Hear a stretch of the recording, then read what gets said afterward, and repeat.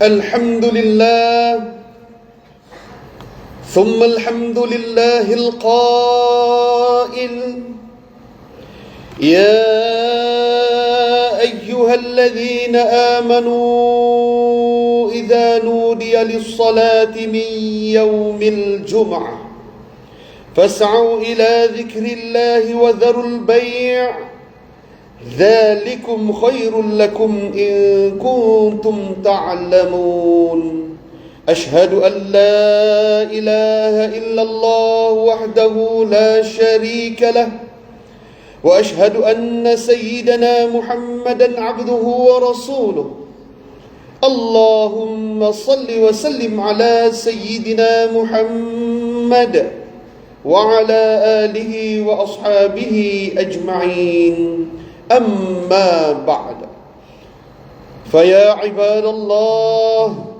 اتقوا الله أوصيكم وإياي بتقوى الله فقد فاز المتقون قال الله تعالى في كتابه العزيز يا أيها الذين آمنوا أطيعوا الله وأطيعوا الرسول وأولي الأمر منكم فإن تنازعتم في شيء فردوه إلى الله والرسول إن كنتم تؤمنون بالله واليوم الآخر ذلك خير وأحسن تأويلا.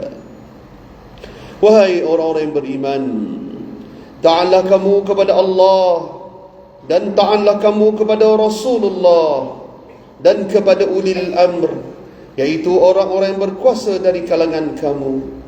Kemudian jika kamu berbantah-bantah, yakni berselisihan di dalam sesuatu perkara, maka hendaklah kamu mengembalikannya kepada kitabullah, iaitu Al-Quran dan sunnah Rasulnya.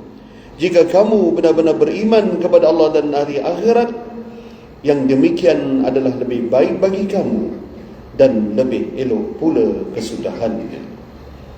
Sidang Jumaat yang dirahmati oleh Allah, marilah kita sama-sama bertakwa kepada Allah Subhanahu wa taala dengan melaksanakan segala perintahnya dan meninggalkan segala larangannya. Mudah-mudahan dengan itu kita tergolong dalam kalangan orang-orang yang beriman serta memperoleh hidayah dan taufik dari Allah Subhanahu wa taala. Khutbah pada hari ini bertajuk Mimbar berbicara, lidah dipelihara. Ma'asyiral muslimin rahimakumullah, menyampaikan khutbah dan mendengar nasihat daripadanya adalah sebahagian daripada syarat sah yang menjadikan solat Jumaat itu sempurna. Ia merupakan suatu nasihat dan titipan wahyu yang menghubungkan seseorang hamba dengan penciptanya.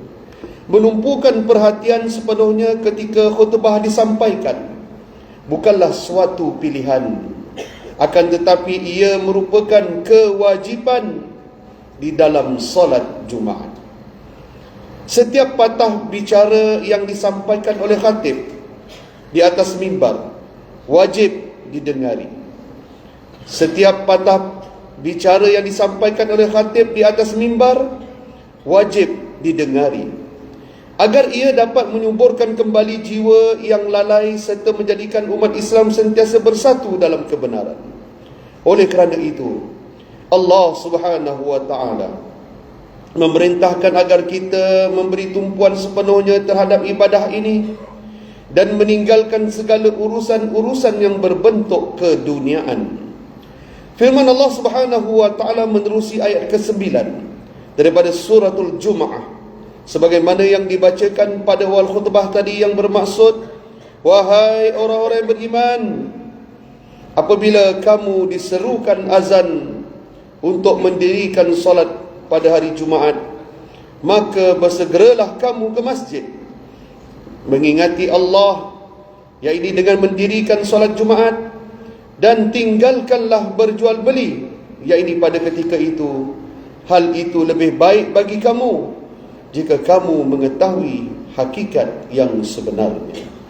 Kaum muslimin yang dirahmati oleh Allah, memberi perhatian dalam khutbah Jumaat bukanlah sekadar menyentuh kesempurnaan solat Jumaat semata-mata, akan tetapi ia menyentuh soal akhlak.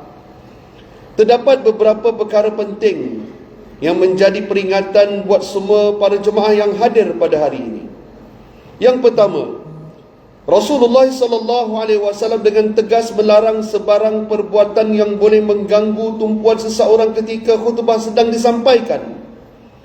Dalam sebuah hadis yang diriwayatkan daripada Abi Hurairah radhiyallahu anhu, bahwasanya Rasulullah SAW telah bersabda yang bermaksud, apabila kamu berkata kepada sahabatmu pada hari Jumaat, diamlah, sedangkan imam sedang berkhutbah, maka sesungguhnya kamu telah melakukan satu perbuatan yang sia-sia, yaitu lagha. Hadis riwayat Imam Bukhari. Perhatikanlah melalui hadis ini, seorang yang memberi nasihat kepada orang lain supaya diam pun masih dikira melakukan perbuatan yang boleh menjejaskan pahala solat Jumaat. Maka bayangkanlah betapa besarnya kesalahan jika kita bermain permainan di telefon, berbual-bual atau membalas pesanan bertulis di media sosial ketika khatib sedang menyampaikan khutbah. Al-Imam An-Nawawi rahimahullahu ta'ala menyebutkan dalam kitabnya Al-Majmu' bahawa jumhur ulama berpendapat bahawa wajib hukumnya mendengar khutbah. Wajib hukumnya mendengar khutbah, dan haram melakukan perkara-perkara yang boleh melalaikan diri daripadanya. Yang kedua, apabila umat Islam memahami maksud yang tersirat di sebalik kewajipan mendengar khutbah Jumaat, maka seharusnya kita mengambil langkah yang terbaik untuk mengikuti jalan yang selari dengan syarak. Di antaranya, kita diingatkan supaya sentiasa memastikan telefon bimbit kita dimatikan sepenuhnya atau ditukar kepada kawalan senyap setiap kali kita masuk ke dalam kawasan masjid. Perbuatan ini haruslah dibiasakan di dalam kehidupan kita, kerana jika ia tidak dilakukan, maka ia boleh menjadi gangguan kepada diri kita, kepada orang lain, dan menjejaskan ibadah-ibadah mereka yang berhampiran dengan kita. Al-Quran sangat mengambil berat terhadap hal ini berkaitan dengan ibadah dan menyuruh kita agar sentiasa menghormati ibadah saudara kita yang lain. Hal ini dapat dilihat melalui firman-Nya dalam suratul A'raf ayat 204 yang bermaksud, dan apabila Al-Quran itu dibacakan, maka dengarlah dengan baik dan diamlah, iaitu tumpukan sepenuh perhatianmu untuk mendengarnya supaya kamu mendapat rahmat. Ketiga, umat Islam disuruh untuk sentiasa membuat persiapan ketika hadir untuk solat Jumaat. Sebelum khutbah bermula, hadirkan diri dengan berniat untuk mendengar, memahami dan mengamalkan isi khutbah. Janganlah masuk ke masjid hanya kerana menganggap ianya sebagai kewajipan semata-mata, tetapi yakinlah bahawa ia adalah nasihat agama yang perlu diambil manfaatnya.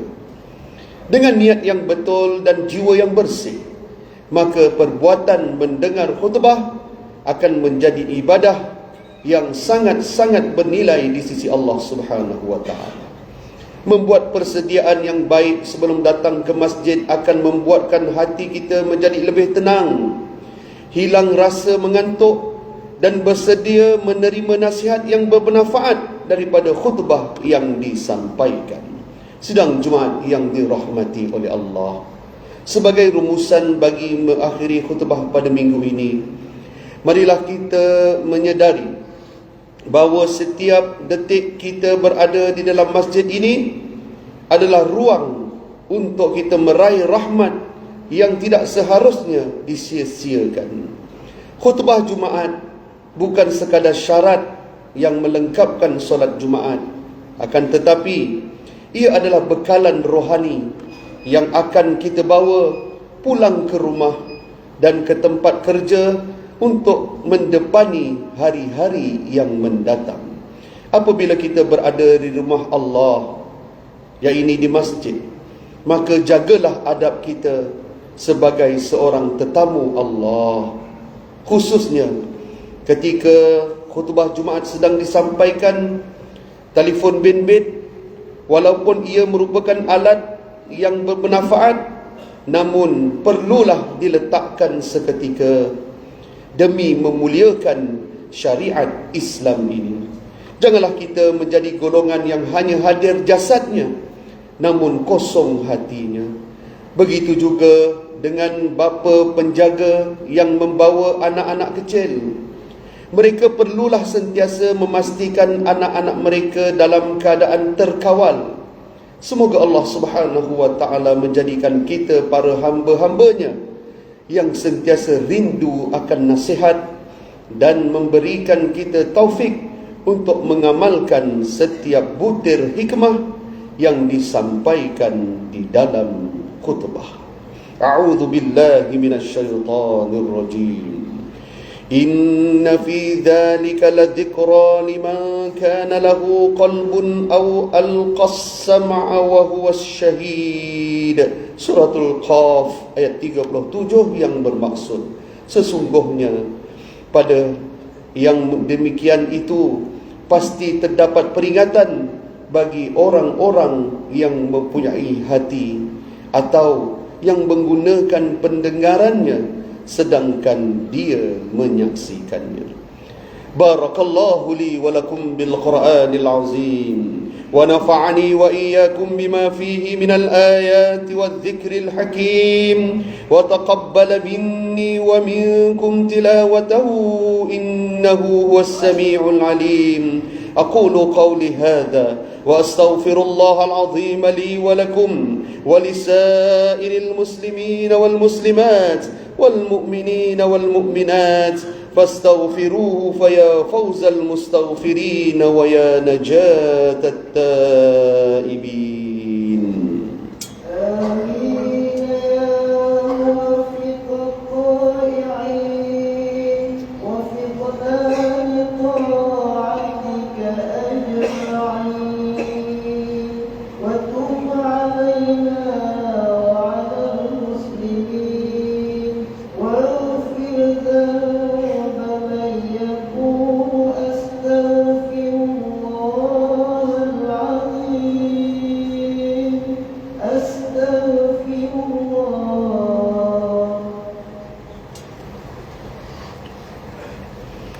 الحمد لله ثم الحمد لله حمدا كثيرا كما أمر. أشهد أن لا إله إلا الله وحده لا شريك له إقرارا بربوبيته وإرغاما لمن جهد به وكفر.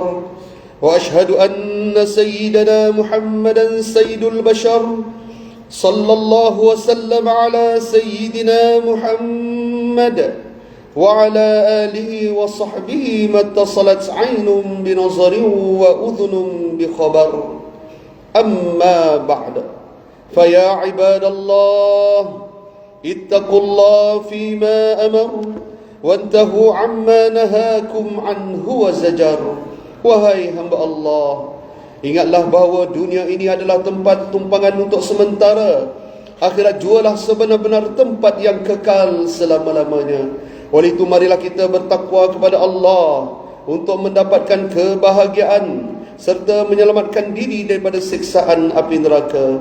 Allah berfirman dalam surah Al-Ahzab ayat 56, Inna Allah wa malaikatahu yusalluna 'alan nabi ya ayyuhalladzina amanu sallu 'alaihi wa sallimu taslima.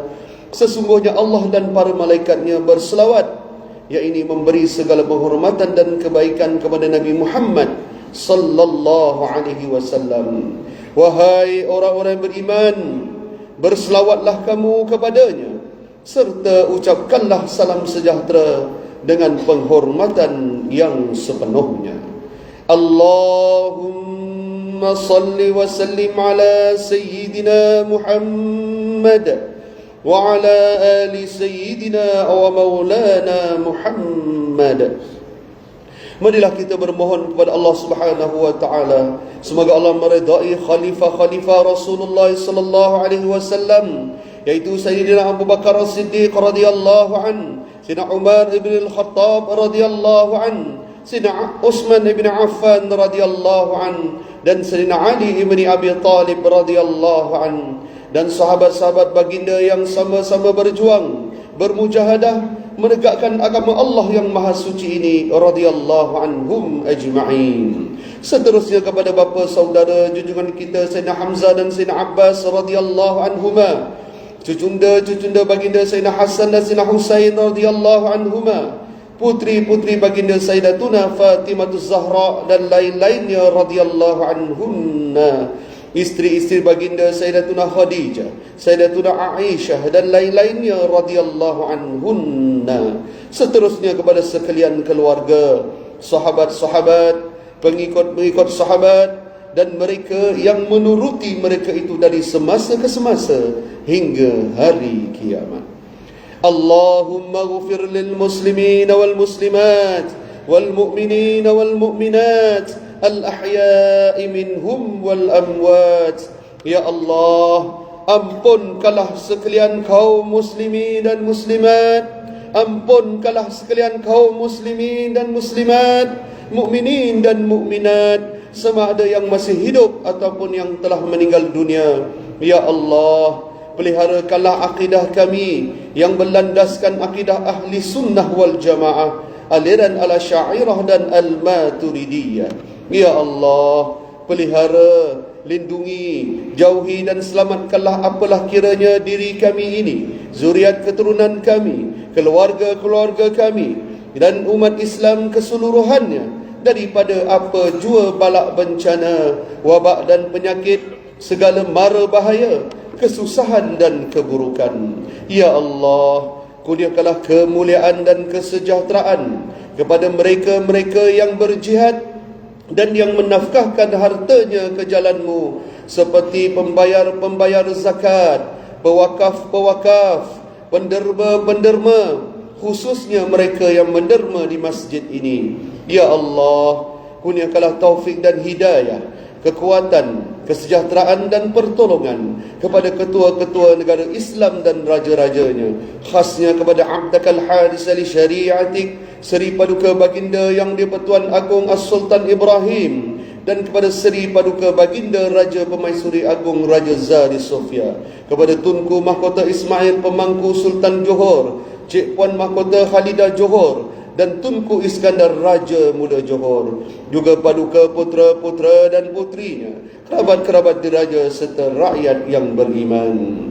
Allahumma a'izzal Islam wal muslimin wahzulil kafarata wal mubti'ata wal musyrikin wa kullaman huwa aduwwun lid-din. اللهم فرج هموم المسلمين واقض الدين عن المدينين وأحسن خلاص المسجونين واجعل هذا البلد آمنا مطمئنا رخيا وسائر بلاد المسلمين آمين يا رب العالمين. اللهم اكتب السلامة والعافية لنا ولعبيدك الهجاج والغزاة والمسافرين في برك وبحرك وجوك من أمة محمد أجمعين. ربنا آتنا في الدنيا حسنة وفي الآخرة حسنة وقنا عذاب النار وأدخلنا وذرياتنا وأصولنا وفروعنا الجنة مع الأبرار. يا عزيز يا غفار يا رب العالمين. ربنا هب لنا من أزواجنا وذرياتنا قرة أعين واجعلنا للمتقين إماما. ربنا اغفر لنا ولإخواننا الذين سبقونا بالإيمان ولا تجعل في قلوبنا غلا للذين آمنوا ربنا إنك رؤوف رحيم والحمد لله رب العالمين. عباد الله، إن الله يأمر بالعدل والإحسان وإيتاء ذي القربى وينهى عن الفحشاء والمنكر والبغي يعظكم لعلكم تذكرون. فاذكروا الله العظيم يذكركم واشكروه على نعمه يزدكم ولذكر الله أكبر والله يعلم ما تصنعون. أقم الصلاة.